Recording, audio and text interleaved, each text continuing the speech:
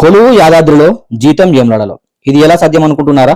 అదే ఇప్పుడు భక్తుల్లో, ప్రజల్లో పెద్ద చర్చగా మారింది.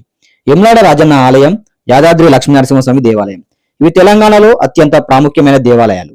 కానీ ఇక్కడ ఉద్యోగులు, బదిలీలు, ప్రమోషన్లు, జీతాల చెల్లింపులు అన్నీ ఒక రహస్య రాజకీయ గేమ్లా నడుస్తున్నాయని భక్తులు ఆరోపిస్తున్నారు.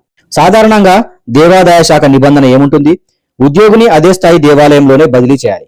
కానీ ఇక్కడ ఏమైందో తెలుసా? వేములవాడలో ఏఈగా పనిచేస్తున్న ఉద్యోగిని యాదాద్రికి బదిలీ చేశారు. అక్కడే పనిచేస్తుండగా ప్రమోషన్ వచ్చింది డిఈఓగా.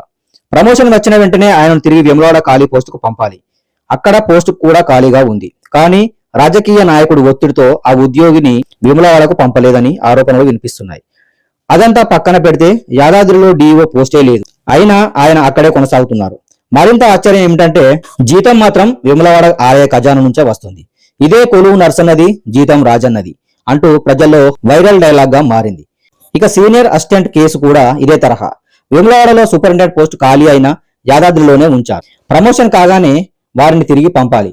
కానీ అది కూడా జరగలేదు. దేవాలయంలో బదిలీలు, జీతాలు ఎవరి రాజ్యం వారిదేనా? ఎందుకు నిబంధనలు పట్టించుకోవడం లేదని భక్తులు, ఉద్యోగులు అందరూ ప్రశ్నిస్తున్నారు. 2007 దేవాదాయ శాఖ సర్క్యులర్ ప్రకారం ఎక్కడ పనిచేస్తే ఆ ఆలయం జీతం చెల్లించాలి. కానీ ఇక్కడ పూర్తి రివర్స్. వేములవాడలో అభివృద్ధి పనులు వేగంగా సాగుతున్నాయి.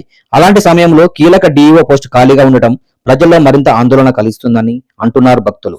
దేవాలయ వ్యవస్థ రాజకీయాలకు బందీ చేయొద్దు. ఇది విశ్వాసాన్ని దెబ్బతీస్తుంది. మరిన్ని ఇలాంటి గ్రౌండ్ రిపోర్ట్స్ కావాలంటే మా ఛానల్ను సబ్స్క్రైబ్ చేయండి. మీ అభిప్రాయాలు కామెంట్లో చెప్పండి.